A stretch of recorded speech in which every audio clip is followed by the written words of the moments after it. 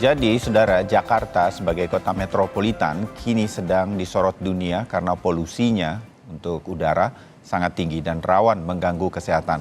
Pemerintah melalui Kementerian Lingkungan Hidup dan Kehutanan mengklaim polusi di ibu kota Jakarta ini terjadi paling besar karena pengaruh dari transportasi.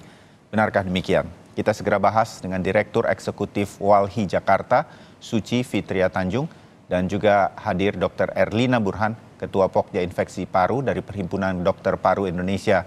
Bu Erlina, Mbak Suci, selamat pagi. Salam sehat. Selamat pagi. Ya, Selamat pagi, Mas ya, Bayu, Ibu Erlina, selamat pagi. ya. Bu Erlina dan juga Mbak Suci, kita juga sudah berupaya untuk mendapatkan narasumber dari Kementerian Lingkungan Hidup dan Kehutanan, tetapi belum mendapatkan tanggapan. Jadi kita berbincang bertiga dulu untuk situasi polusi Jakarta. Mbak Suci, kita seperti jalan di tempat. Ingatan saya membumbung mundur sekitar 1 tahun yang lalu kira-kira. Walhi Jakarta bersama teman-teman yang lain yang peduli mengenai polusi di Jakarta yang waktu itu juga memprihatinkan, sudah menyatakan pemerintah Jakarta, Pemprov DKI harus berbuat. Bahkan pemerintah pusat, Presiden dan Gubernur DKI Jakarta harus berbuat sesuatu. Sudah ada sesuatu yang bergerak dari saat itu, Mbak Suci? Ya, gugatan polusi udara itu dilayangkan sebenarnya tahun 2019, Mas Bayu Ya. dan teman-teman sekalian begitu. Tapi sebenarnya di awal-awal progresnya cukup baik. Kami merasa bahwa dalam proses sidang saja belum ada putusan pengadilan begitu, sudah ada instruksi Gubernur nomor 66 yang berisi beberapa instruksi-instruksi yang diberikan agar bisa ada tindakan cepat begitu. Nah, kemudian putusan itu dimenangkan, tetapi kami melihat tidak ada follow up yang signifikan begitu dari instruksi itu. Dan kemudian ada banding dari di tingkat pusat begitu, pemerintah pusat melakukan banding dan kita dimenangkan juga di tingkat banding dan hari ini masuk ke Mahkamah Agung. Jadi di dalam proses itu sebenarnya ada proses yang cukup lamban karena memang putusan tersebut terus mendapatkan perlawanan begitu dari pemerintah pusat khususnya. Tapi di tingkat pemerintah di daerah juga terutama Jakarta, saya pikir tidak ada proyeksi ataupun tidak ada tindakan-tindakan yang efektif sampai hari ini karena terbukti masih sering sekali terjadi kejadian-kejadian polusi udara mencapai batas yang melebihi begitu dari baku mutu ambien. Iya, kalaupun upaya-upaya tersebut ada, tampaknya kurang karena kita melihat indeks udara kita selalu ada 138, bahkan kemarin 156 saja sebagai sebuah angka. Ini nomor 1 udara terburuk di dunia. Jadi ada yang belum bergerak. Saya menyebutnya seperti jalan di tempat begitu. Pemerintah pusat, Pak Jokowi pernah menyampaikan bahwa kalau ibu kota pindah ke IKN adalah salah satu solusi nanti bagi Jakarta dan sekitarnya. Menurut Anda, Mbak Suci? Ya. Saya pikir itu kekeliruan yang besar dari Presiden dengan menyatakan bahwa pindah ibu kota negara juga berarti mengurangi beban Jakarta. Kita bisa melihat lagi bagaimana pemerintah memproyeksikan Jakarta ke depannya begitu masih sebagai pusat bisnis dunia. Kota bisnis dunia yang itu juga berarti ada wilayah-wilayah yang lain seperti Banten dan juga beberapa kota yang masuk ke dalam Jawa Barat yang menjadi wilayah penyangganya yang juga pasti akan terus bergerak dari mulai infrastruktur maupun pergerakan mobilisasi manusia dan kendaraan tentunya dan juga pembangunan infrastruktur untuk kebutuhan-kebutuhan menjadikan Jakarta sebagai kota bisnis dunia. Saya pikir tidak saja melihat bahwa ada jutaan orang yang akan pindah, tetapi proyeksi tersebut itu saya pikir belum mengarah pada pemulihan Jakarta, terutama berkaitan dengan kualitas udara. Dan kemudian juga saya pikir ke depannya ketika Jakarta tidak dibicarakan dalam konteks pemulihannya, jangan-jangan nanti di ibu kota Nusantara yang digadang-gadang oleh pemerintah juga akan mengcopycat begitu pola-pola yang ada di Jakarta. Begitu Mas Bayu. Ya, kita titik dulu sampai di sini atau koma karena nanti saya akan menyambung lagi. Saya pindah dulu ke Ibu Erlina. Bu Erlina, kondisi udara yang seperti saat ini yang terjadi, sudah harus waspada kita terhadap dampaknya, terutama bagi paru-paru. Ibu Erlina, apa yang harus kita lakukan? Ya, ini kondisi yang sangat memprihatinkan ya Mas Bayu ya, dan kondisi yang sudah berlangsung berminggu-minggu kalau kita amati ya. Kadang-kadang kita di nomor 3, nomor 2, sekarang nomor 1, dan ini menurut saya sangat mengkhawatirkan dari sisi kesehatan paru, terutama karena saya dokter paru, Ya, karena partikel-partikel atau polusi yang ada di udara itu kan langsung terhirup oleh orang banyak. Ya, dan ini kita tahu partikel-partikel itu banyak mengandung zat-zat yang berbahaya, terutama kalau yang PM2.5, artinya yang partikel yang sangat halus, ukurannya sangat kecil, yang bahkan saluran pernafasan pun tidak bisa menyaringnya, sehingga dia bisa langsung masuk ke alveoli, alveoli yang ada di paru, hmm, dan sepanjang masuknya itu juga akan melakukan iritasi sepanjang saluran nafas, sehingga membuat itu bisa jadi orang batuk-batuk, bersin-bersin, bahkan kemudian juga jadi ispa dan lain sebagainya. Sementara itu jaringan paru sendiri pun akan terdampak, sehingga kemampuan paru juga untuk mengeluarkan CO2 atau hmm. menghirup oksigen dengan optimal itu tidak terjadi dengan baik. Jadi ini sesuatu yang mengkhawatirkan. Jadi saya kira banyak yang harus kita kerjakan, baik dari sisi pemerintah maupun dari sisi masyarakat sendiri. Ya. Karena kita bertanggung jawab untuk kesehatan kita, ayo kita berusaha, tapi walaupun amanat undang-undang kan pemerintah juga punya tanggung jawab. Iya, Bu Erlina, saya masih sedikit mengenai dampak kesehatan. Kalau kita melihat mengakses berbagai informasi mengenai kualitas udara, nanti ada kata-kata kira-kira begini, persisnya mungkin pemirsa Sapa Indonesia Pagi bisa melihatnya langsung. Udara kualitasnya buruk dan sensitif terhadap dan punya pengaruh terhadap orang-orang yang sensitif. Itu maksudnya apa, Ibu Erlina? Siapa yang dimaksud sensitif? Apa itu? Ya, baik. Jadi zat-zat yang berbahaya tersebut yang ada dalam polusi, itu saya katakan tadi kan mudah sekali menimbulkan iritasi atau inflamasi Hmm, peradangan pada kelompok-kelompok tertentu. Nah, siapa kelompok tertentu? Pertama, bayi, hmm, anak kecil atau ya katakanlah balita, karena memang pertahanan saluran nafas mereka itu belum terbentuk secara sempurna. Jadi mudah sekali terjadi iritasi, bahkan kemudian bisa masuk juga kuman dan infeksi lainnya. Itu kelompok yang pertama. Kelompok selanjutnya adalah orang-orang tua. Para lansia ini juga kemampuan pertahanan respirasinya juga kurang. hmm. Dan kelompok berikutnya orang-orang yang usia berapapun tapi punya faktor alergi, terutama alergi terhadap debu, ya. Hmm.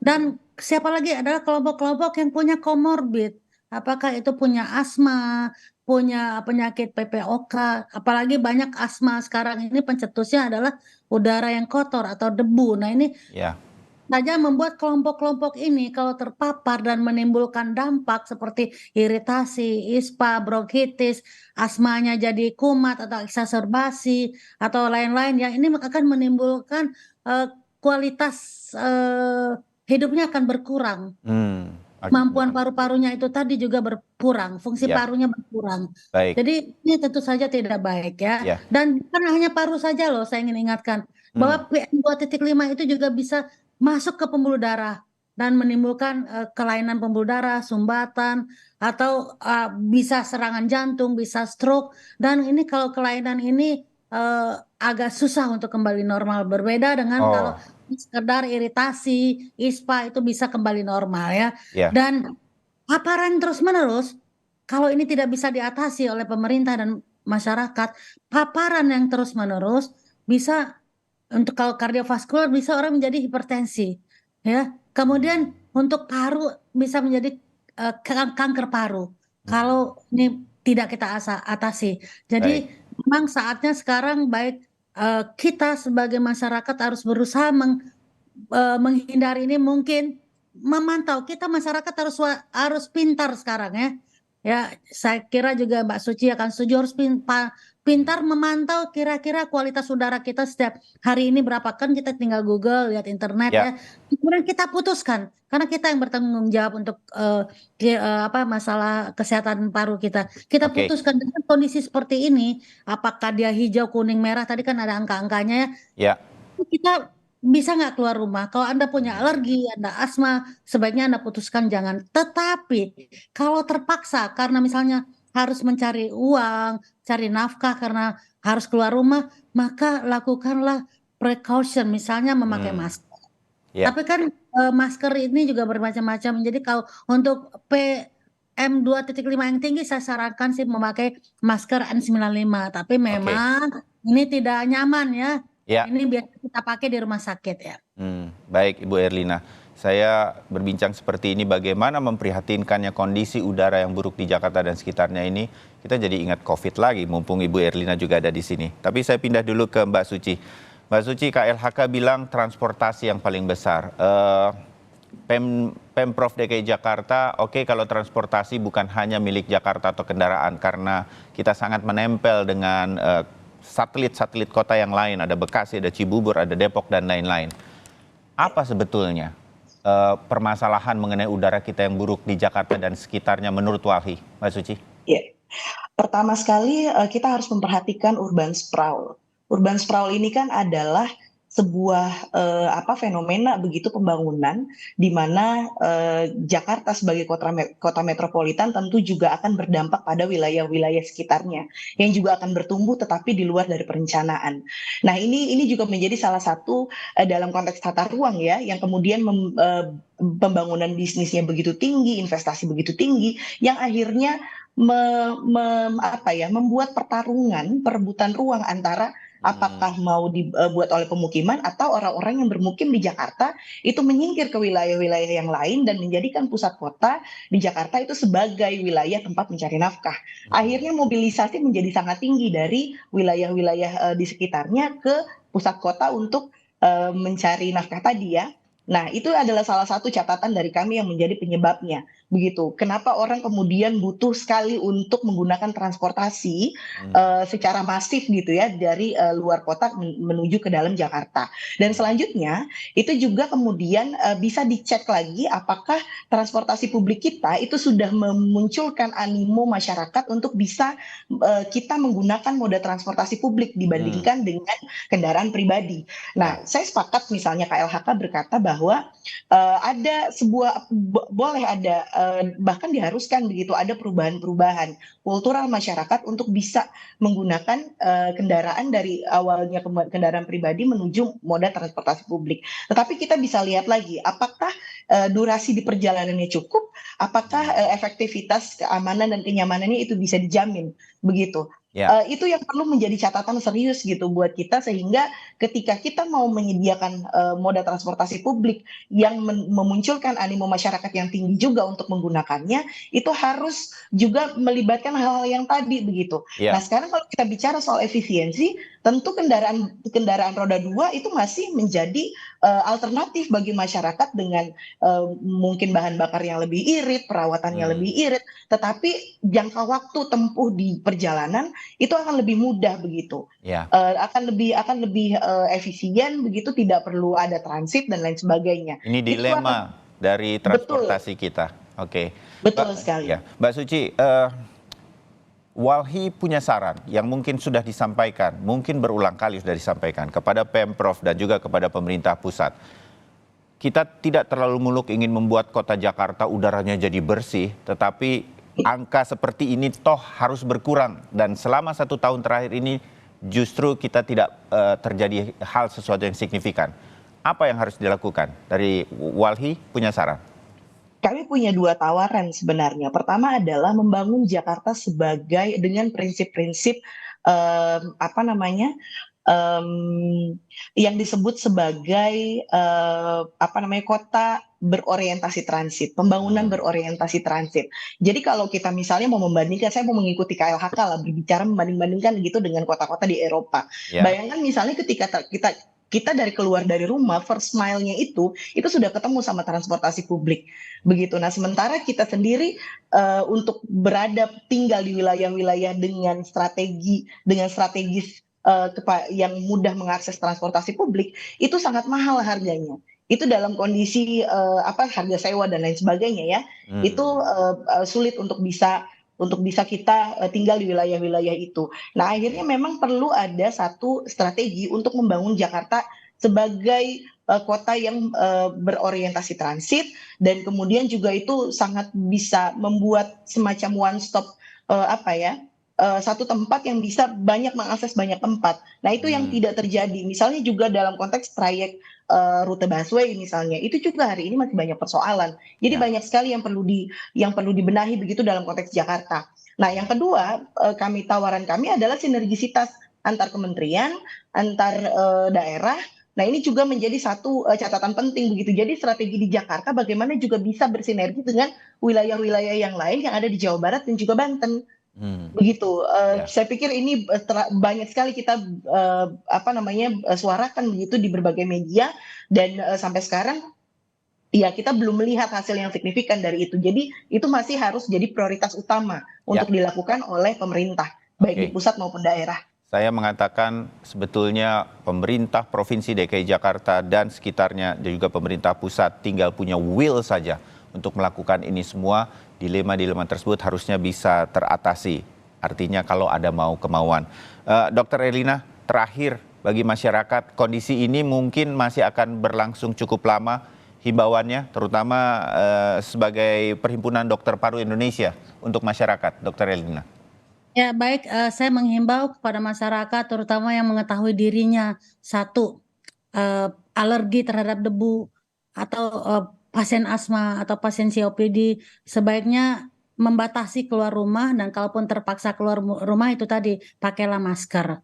Dan kalau memang udara outdoor itu terlalu buruk, kualitasnya lebih baik kalau di dalam rumah jendela, pintu ditutup dan Hmm. kalau seandainya punya uang ya mungkin sekarang ada teknologi yang baik untuk membersihkan udara dalam Oh, ruangan, mungkin juga itu bisa dipakai ya, tapi saya nggak bicara tentang itu saat ini. Tapi itu saja bahwa kita sebagai masyarakat harus smart ya, dan saya ya. juga mengimbau masyarakat ini saatnya nih mulai kita involve terlibat dalam kegiatan-kegiatan inisiatif atau promosi yang tujuannya adalah kesehatan lingkungan seperti yang dilakukan oleh Walhi ini. Jadi kalau bisa juga masyarakat yang punya akses ke DPR atau Hmm. kemana itu ya tolong dong diingatkan mereka juga untuk membicarakan hal ini karena ini dampaknya dampak saat ini tapi juga dampak masa depan dan ini Ya. mempengaruhi kualitas hidup dan juga nanti kualitas bangsa Indonesia juga terpengaruh kalau masyarakatnya sakit-sakitan, tiap sebentar batuk, tiap sebentar sesak nafas, bagaimana mau produktif. Iya, baik. Dr. Elina Burhan, Mbak Suci Fitria Tanjung, terima kasih untuk diskusi kita pagi ini. Mudah-mudahan didengar dan kemudian menjadi political will dari pemerintah pusat terutama. Kita jumpa lagi di diskusi yang lain mengenai kualitas udara Jakarta dan sekitarnya. Terima kasih.